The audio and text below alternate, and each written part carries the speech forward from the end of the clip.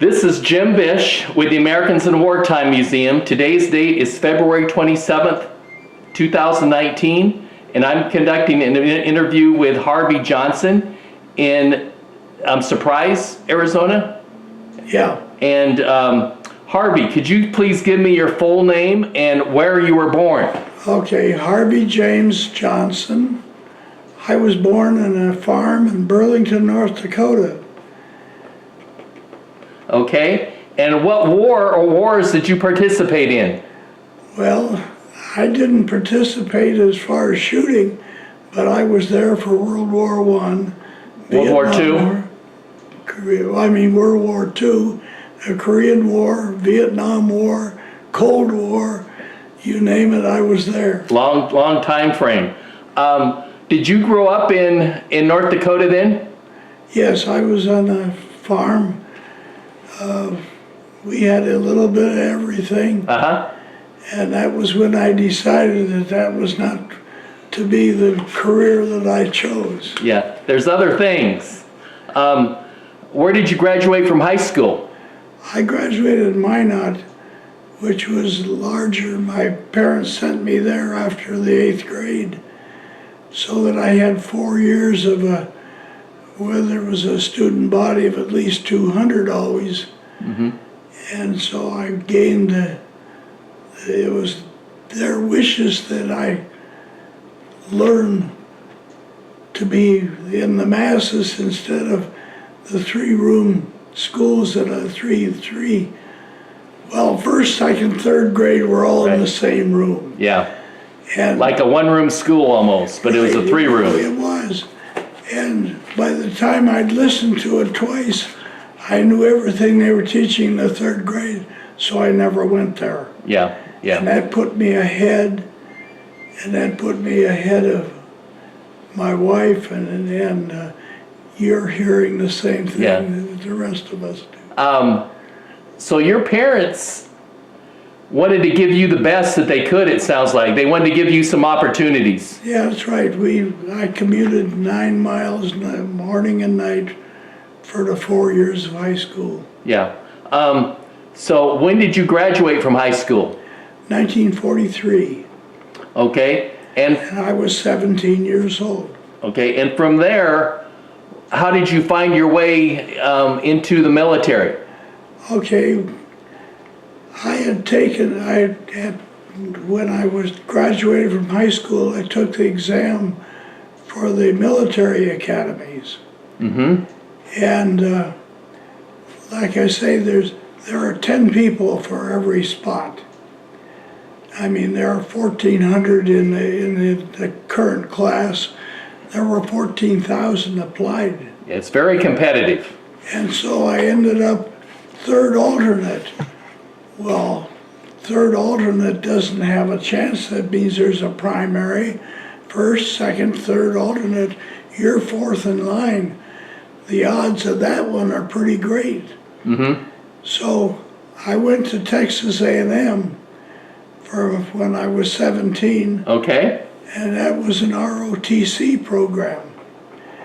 So I learned how to march, how to do various things, spent a little time on the ground, decided that wasn't what I really wanted, and so I ended up going Navy and entered the V-12 program when I was 18. The 1st of July, 1944, I reported to Minneapolis, Minnesota. Okay. What was the V-12 program? It was for shipboard duty, for shipboard officer duty. Okay. Then so you went to Minneapolis, and then what happened?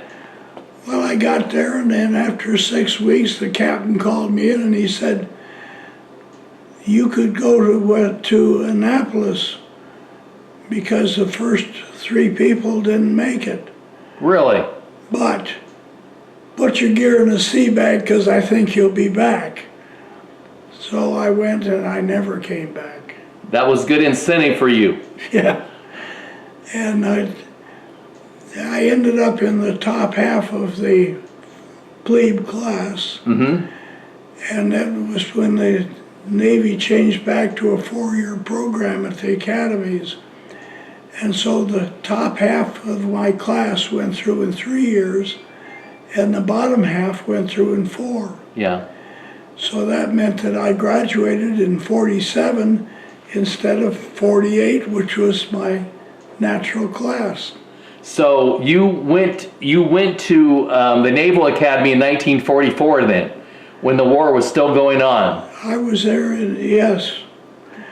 I was there they have a bell that they ring when we win a war. Yeah. It doesn't happen too often No, anymore. it doesn't. But I heard the bell go for World War II in Europe, and then later on I heard it go for World War II in Japan. Uh-huh. And I was one of those that was marched in President Roosevelt's funeral. In Washington, D.C. Yeah, Oh, that was, yeah, so you had a great opportunity while you were there. yeah. But I managed to carry a rifle all my 3 years. Yeah. So when you graduated, before we graduate, how did you get selected to march at Franklin Delano Roosevelt's funeral? It was one of those luck of the draw. Uh-huh. It was a part of the class. Part of the midshipmen marched, and they selected it. So it was nothing I had anything to do with, Yeah. and so it was just one of those things that came along. Yeah. Interesting little footnote to history that you were there at the funeral and Yeah. parade. Here you are, a small farm boy growing up in North Dakota. Now you're in Annapolis, Maryland. I bet that was a change. Yeah, it was. It was a change, and I'd grown up on a farm that was pretty poor. Mm-hmm. But we did everything. We had cattle, pigs, chickens, Yeah. mom milk cows. It was tough. Yeah. Yeah. So after you got out of the Naval Academy, where were you assigned to? Okay, my roommate and I were both assigned to the Valley Forge, and it was an aircraft carrier operating out of San Diego.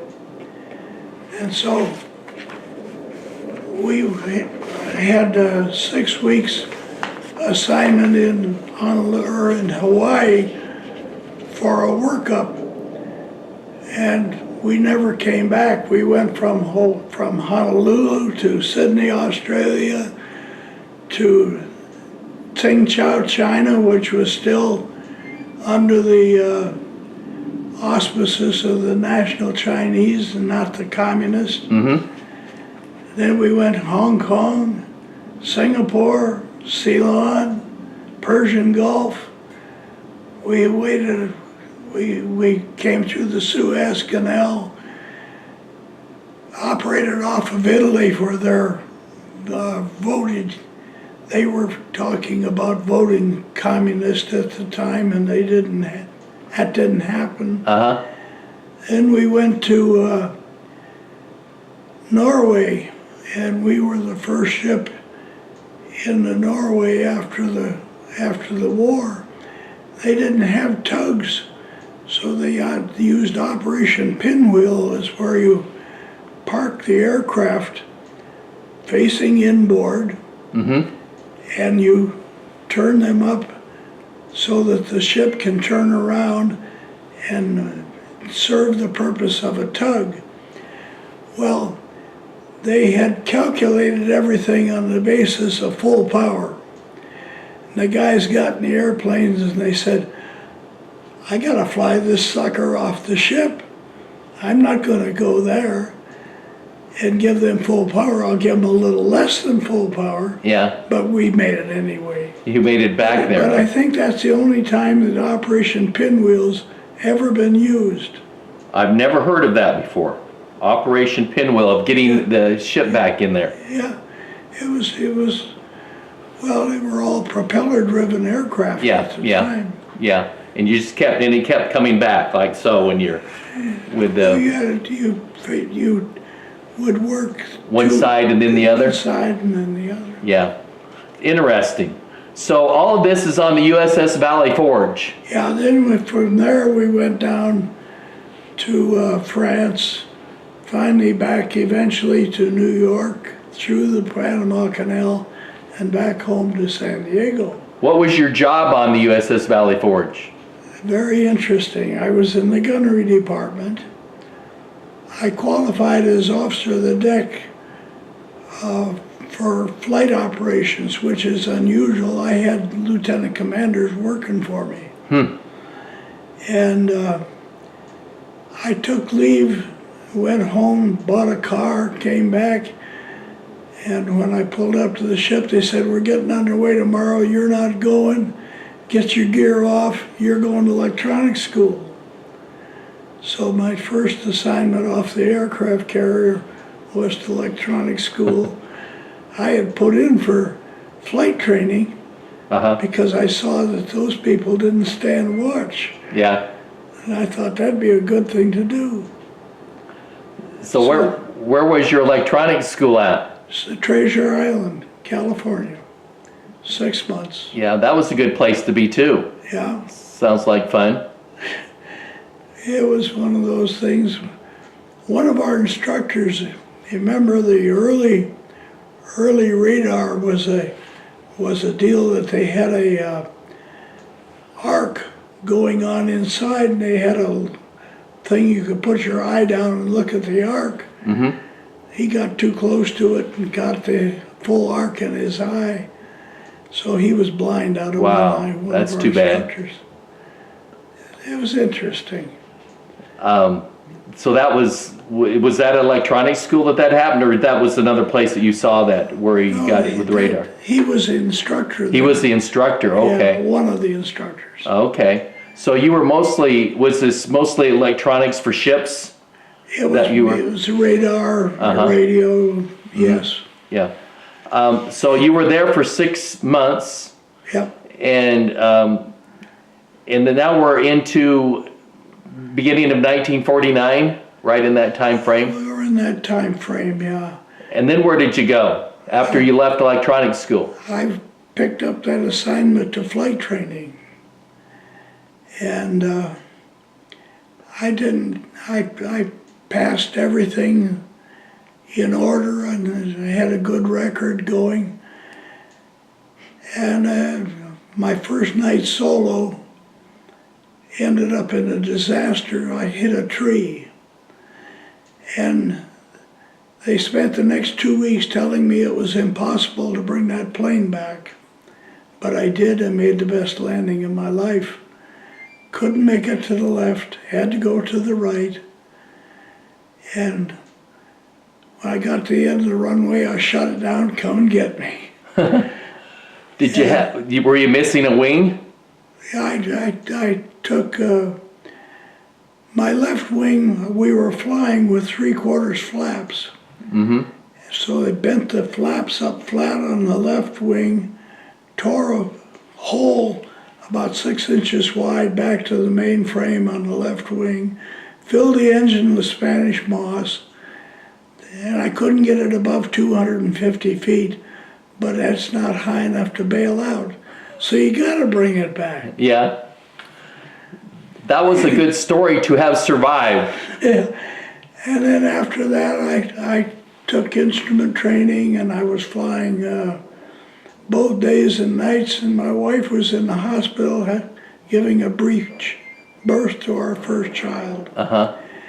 And the Navy at that time said it was necessary to be there when the keel was laid, but the launching was not necessary. So I was flying both day and night, and my wife was in the hospital having a hell of a time. And I have to admit that I had a moment of panic. I had 2 bad days. The first night they put us up in the air, stacked us up to 5,000 feet, decided it was too smoky, too foggy to fly, and they called them from the top down. When you look up and you see a red light coming at you, if it's a steady bearing, it's going to hit you. so you roll out. We had planes all over the area because of a Fog. administrative And the smoke, foul-up.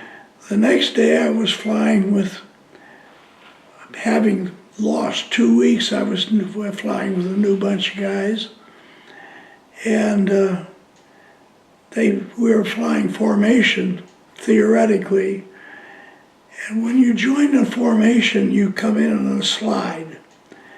Now, normally you're doing cross control, and you slide in and you match the speed of the guy that's in the head of the formation. And this one of these kids we had with us would come in too fast.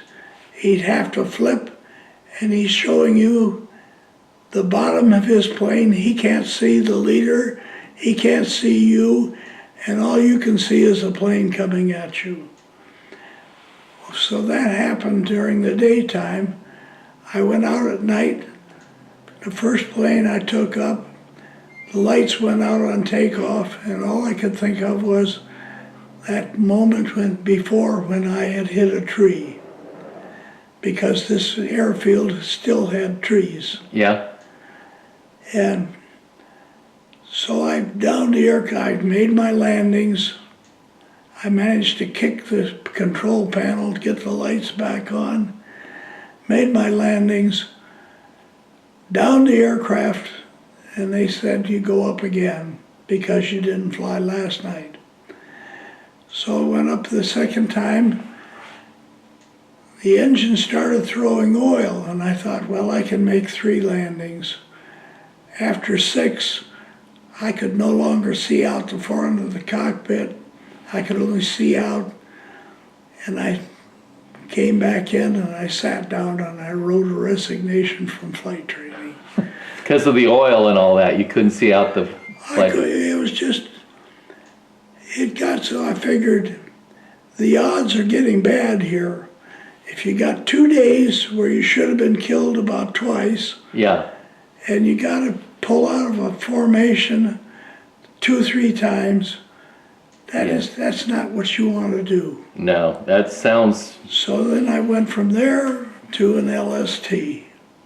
So was the Korean War about ready to start during this time period?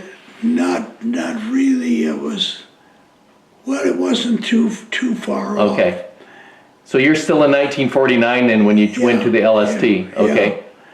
I went there, and that was a 2-year assignment. It was. On your flight training, that was in Florida, right? Yeah. And where's your LST assignment at then? Norfolk. Okay, in Virginia. Yeah, and they were not very friendly to dependents. My wife was there with a new baby, and it was a half-manned LST serving for service force. You say, hey, that's nuts. An amphib in service force? Yes, we hauled stuff that nobody else could haul. Like we hauled all the steel that went into the pilings in Guantanamo Bay, Cuba. Okay. And they snaked that on there with the ship's power and pulled it off with caterpillars.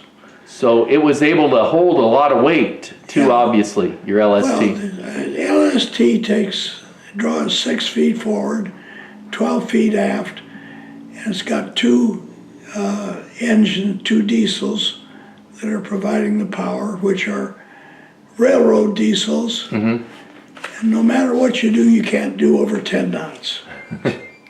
Slow and sure. Slow. So how long were you on the LST duty? 2 years. And after that, I got on destroyers and stayed on destroyers for pretty much the rest of my life. So your LST, when you were on your LST duty, where did you go to? What different places? Well, we were up and down the coast hauling stuff that nobody else could haul. We always felt that the admiral said, get that man out of my sight, so they sent us to the Mediterranean to pick up overage ammunition. We picked up the stuff that was left over from World War II. Any place that there was a magazine North Africa, we were there. There's bases like Sfax and Benghazi, places that Americans had left magazines, wartime goods behind. You were picking stuff up? They had it, most of it was aircraft stuff. And it was all over age. Yeah. And it was starting to break down. Yeah, I can imagine. So you were on LST for 2 years, and then from that you were on destroyers. And then I got to use my electronics training. So that's what you were doing on destroyers. What were you telling me what you were doing on the destroyers? Well, I started as electronics officer on a destroyer that was scheduled to get modified to become a DDR. And so I started there. It was home ported in Newport, In Rhode Island? Rhode Island, but we were never there. It was one of those things that you got a ship with 6 months to do. We'll use it for whatever we can. We were target for submarines for a while down in the south. Had a fantastic commanding officer. He could handle a ship like none other. And he was a submarine taught man, where the screws are closer together and they learn to really use everything they've got. Yeah. Then I went to the Harlan R. Dixon. That was scheduled. So the destroyer that you were on first, what was the name of that? That was the Was it the Fisk? Fisk, yeah. USS Fisk? Yeah. It became a DDR. And the Korean War was over by this point, it appears. Probably 51? Well, it was partially over. It was still going on, yeah, you're right. It was still going on. Because I had classmates that when I was in the Mediterranean on LST, they were on their way back. To Korea or back from Korea? They were going home. They were going to get out after obligated service. And when the war came out, they couldn't get out. So they were kind of in limbo. It was interesting also that my class, we talked about it, it was one of the only ones that you had to take an exam to make it to Lieutenant JG. And so my classmates were on this or on the various ships, and they got a couple weeks off to go and study so they could pass their test. Yeah. My captain was a lieutenant commander who was a World War II battlefield promotion. And he said, "Oh, we'll take care of you." Taking care meant cleaning everything out of his office, all the books. And he'd stand around, look over my shoulder and say, and the answers I knew were right. Well, anyway, I passed without going to, and I stood watch. We were underway at the time. I would stand my watch, do the navigation, take the exam, and go back on watch. Wow. Doesn't sound much sleep in there. That wasn't part of the deal. Yeah. So, did the Korean War, when it was going on, did that impact what you were doing in the military? Not really, except that it increased the training. So that it seems to me that if I'm right, and it's strictly a matter of memory, I was on the Harlan R. Dixon. The first captain was a jewel. He believed everybody should do what they were assigned to do, and he didn't bother with it. Yeah. He had a stack of books would come in for some operation that we were involved in, and he wouldn't say anything. One night he'd go ashore, and then we'd all stay aboard and take the books, put them back just like we found them, and we'd make a vest pocket edition of the operation.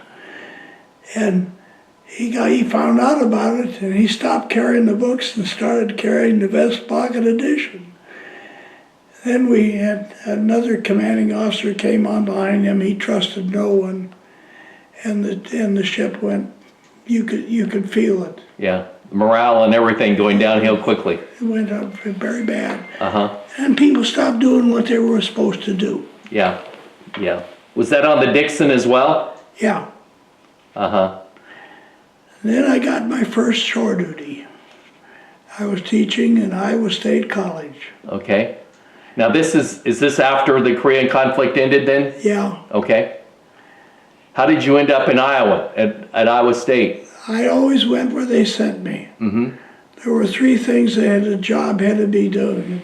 You had to be a job that needed doing. I had to be able to do it, and I had to get some enjoyment somewhere out of it. If it met those three criteria, we went. Yeah. So When you said when you were on the Dixon or even the Fisk, where was your wife and children staying at this point? they were in Newport. They were in Newport all during We that had a time. son born in Newport. Okay. So they were there while you were off Yeah. doing your thing.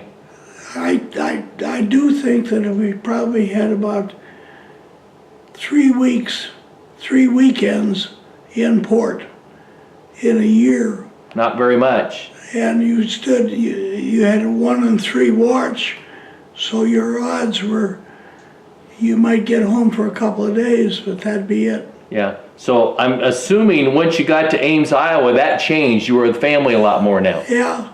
And I went to Northwestern. I had a little bit of an idea that teaching was going to be kind of tough because that wasn't what I was taught. Uh-huh. So they sent us to Northwestern for 6 weeks, I think, and taught us how to be teachers. Yeah.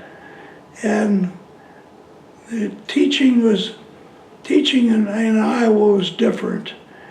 That you had part of the students who were there on their own recognizance. They marched, they did everything that everybody else did, but they weren't paid. And then you had part of their students were paid. Well, we were losing a lot of students because they couldn't make it in the other part of the course. Uh-huh. Iowa at the time was teaching speech recognition, and so I used a simple example that SAW is the same as WAS, except their orders are different.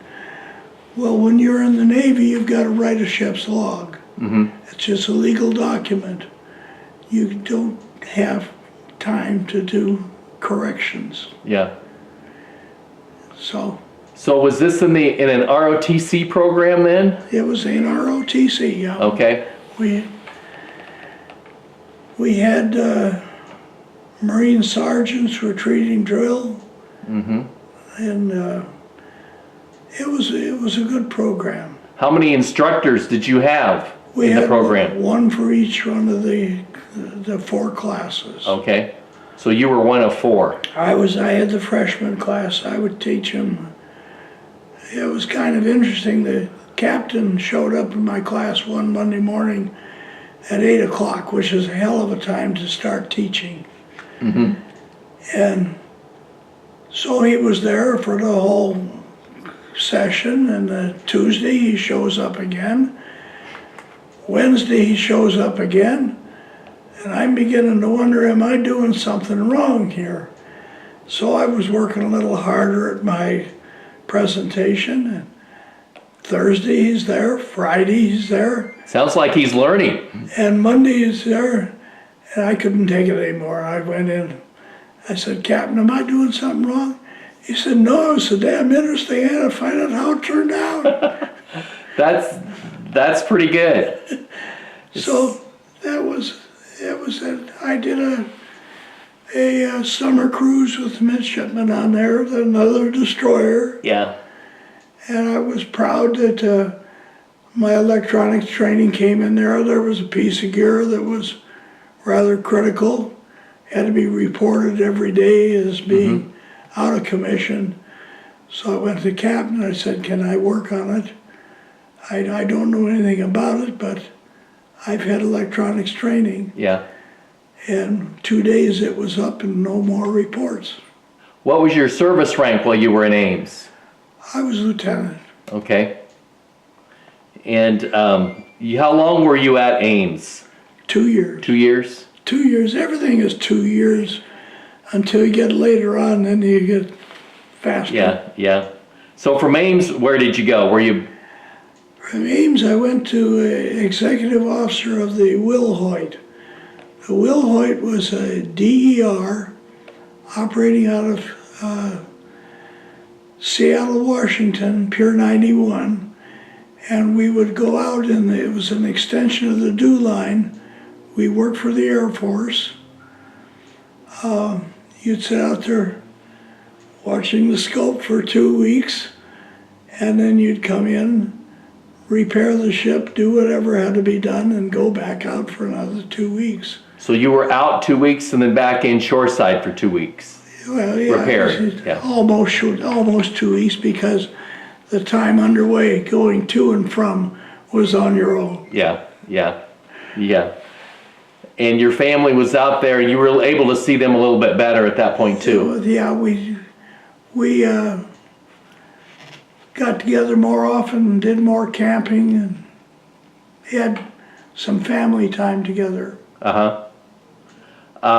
And then where were you at? Where did you go after that 2 years? After that, I went to Albuquerque. You say, what in the world was the Navy doing in Albuquerque? And that's the Armed Forces Special Weapons Project. Okay. And they had the civilians worked in Sandia Base. I was in research and development. Like I said, I went wherever they sent me, Yeah. I went. This was with your electronic skills? That's so they. Not now. I'm working with probably about 100 PhDs. And I watch what they're doing, report on them, classified or unclassified according to what it was they were doing. And so we had military presence. We learned square dancing in In Albuquerque? in Albuquerque. Were all the PhDs, were they all civilian? Mainly, yes. Yeah. It was, you had some great instruction there. You learned all about atomic weapons. We had people that knew how to make them go. My area was how to make them go off. So, of course, atomic technology was really taking off in the 50s with all that. Yeah. Even the Navy going towards atomic-based ships, a couple of them. So Yeah. I'm sure that was a good place to be to learn a lot of knowledge. Yeah, I got to use it later on. I had I ended up my time in the Navy in Skiff's Creek. Nobody knows where Skiff's Creek is, but it's part of the Naval Weapon Station, Yorktown. Okay. And it's the magazines you modernize, keep special weapons going, deliver them, the whole 9 yards. That's a little later in your career. After you left Albuquerque, the Cold War starts heating up a little bit. Well, Did the Cold War heating up with Germany and with other episodes with the Soviet Union, did that interact with any of the things you were doing? My family was more engaged with that than I was. Really? Because I had a destroyer that was being frammed, and they decommission it, put the guy that's going to be the exec in charge, he becomes the commanding officer. They cut the crew in half, and so we were in Bremerton. And we put together the Arnold J. Isbell. We had a flight deck on it and everything when we were done. And I don't approve of them taking the commanding officer and making him exec, because half the crew had brought him all of their problems. And they want to continue doing that Yeah. with the same guy. And you got an unknown with the commanding officer, you don't know him from nothing.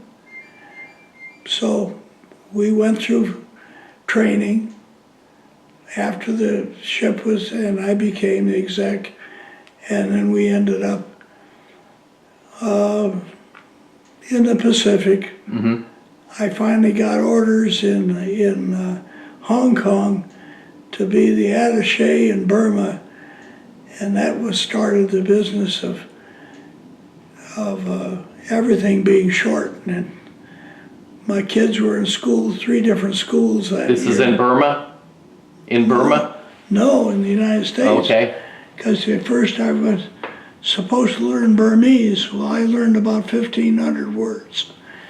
And the attaché out there was no more.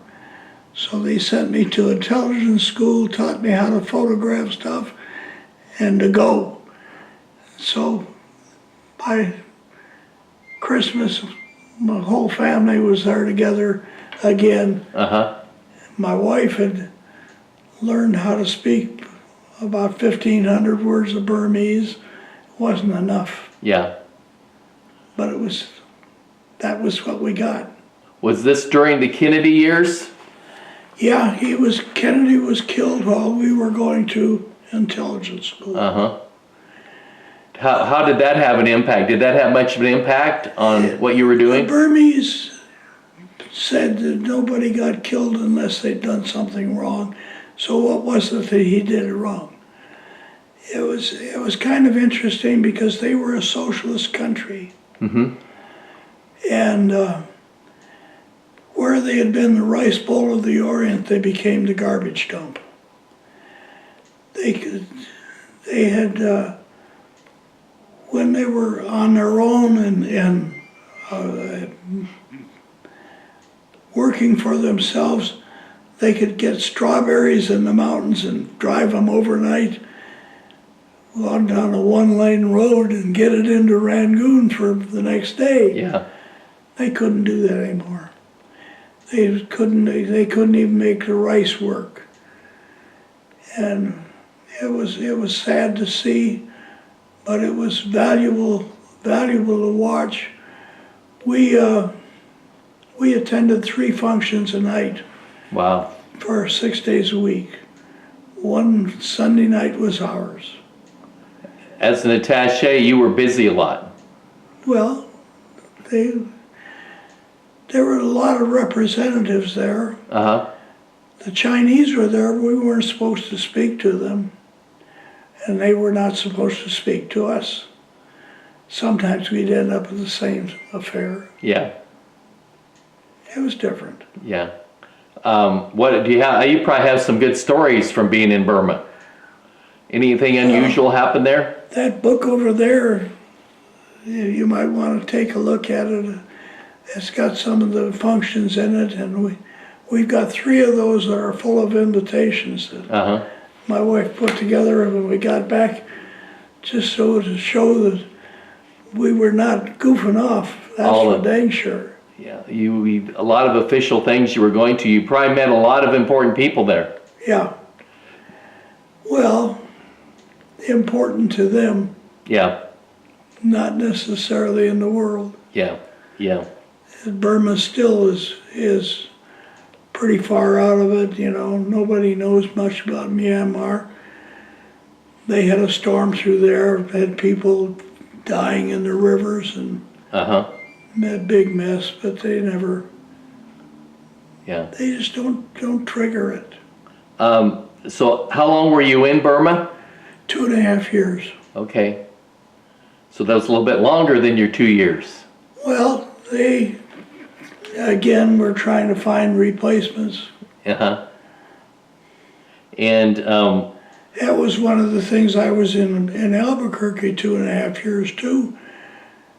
And we had to buy a house because there was no place to live. yeah. And while we were there, they built a project for the Navy. So when are you gonna leave? Well, you've got to sell your house. We told them, please give us a little bit of advance notice. They came through and they said, oh, you guys, we send you out there, you learn all these good stuff, and we can't find a replacement for you, so it's gonna be a little hard. We got 2 weeks notice to be in Seattle. Wow. It's kind of tough when you have a house that you own. We left part of our shirt tail there. Yeah. That's unfortunate. So where did you go from Burma? Burma, that was where I was ready for command again, and by then I'm a commander. Mm-hmm. And I've got experience on destroyers, qualified. The guy came out and he says, I can't send you back to Vietnam. The only thing I can do is give you a reserve destroyer. So I took over this half-man destroyer. And we would get underway on one weekend a month with the full crew. Mm-hmm. The other half were reserves. Anyway, you're supposed to see the ship underway before you take command. Uh-huh. The day before I was supposed to see it underway, they flooded the main engine room. Ooh. So we never saw it underway. The first time out, coming back in and out, approaching the seawall to Long Beach, which was the home port, lost an engine, a generator, and the steering gear all at the same time, all unrelated. Wow. And I got it turned around, headed back out to sea. We let off another boiler, got another generator going, got half throw on the rudder, took it in, landed it. I called a meeting and I said, we're never going to do this again, fellas. And we didn't. And at that time, they were taking destroyer escorts. They'd take them out and sink them with aircraft, use them for target practice. Mm-hmm. Well, a destroyer escort has half of a destroyer power plant. So we would pull pumps, pull parts, and when we were done, well, we had the best destroyer in the inventory. They called me down to San Diego, said, you can't tell your crew, but we're going to give your ship to Korea, South Korea. Well, I had half a crew. They gave us $1 million to do the overhaul, which is more than we would have got any time else. And the guys thought, oh boy, we are going out now. We're going to Vietnam. Didn't happen. About 3/4 of the way through, the Koreans started showing up, and they got a ship, and we got nothing. It became the USS Seoul. Really? That's interesting. So what happened when your ship left you? Where'd you go then? Well, I was with them for 2 weeks to theoretically fix any problems. Yeah. And their gland seal, kept running it too high. And the gland seal steam will steal all your water. Mm-hmm. So that you don't have anything for showers or anything else, really. So their steam temperature was too high? Is that what it was? Pressure. Pressure, okay. Pressure. We tried telling them, and after they got rid of us, the turnover crew, they talked somebody into giving them a new gland seal system. There was nothing wrong with that system. Yeah. We could go forever on it. Just that the people that were running it were running it wrong. And anyway, that was when I got assigned to Skiff's Creek. Uh-huh. And so this is in the middle of the Vietnam War, about that time period? Well, it's... No, it's Vietnam is starting. Okay. Because I had people left Skiff's Creek went to Vietnam, Uh-huh. and they came back pretty screwed up people. Uh-huh. They didn't come back anywhere near the same as what they left, huh? No. So what did you do at Skiff's Creek then? What kind of details did you do? Skiff Creek was all atomic weapons. We stored it, we modernized it, we reworked it, we accounted for it, we delivered it, we took it back. We had trucks that hauled it, we had Marine guards, we had the full, This is in Yorktown, Virginia. yeah. So that's where I retired. At Skiff's Creek, what were some of the things that you were doing there with the atomic I was system commanding officer. of the fort, of the Skiff's Creek? The whole thing, it was all mine. Wow. That was a pretty big job. It was, well, there, things had happened in between. When I was in Albuquerque, they said, you learn so much, you guys are so far ahead of courses that we can't replace you. Yeah. Mm-hmm. When I got out, if you didn't have a degree, an advanced degree or been to the War College, you didn't get promoted. Yeah. So that's what kept me from making captain, So what was your final rank then? commander. Commander. When you got out at Skiff's Creek, that's when you retired? Yeah. And where did you go to after you retired? Did you stay in the East or did you? No, I tried. I figured I knew more about destroyers than most people did. Correct. They were building some. I tried going to companies that were doing that. Didn't get anywhere. And so after about 6 months, we brought our family together again and we said, let's look for something that we can do something for people. And I went to work for the Good Samaritan Society, who was the largest nursing home provider at the time. Mm-hmm. And we took places that nobody else wanted to go. First one was Pine River, Minnesota. Mm-hmm. One morning I went to work there, it was 57 below zero.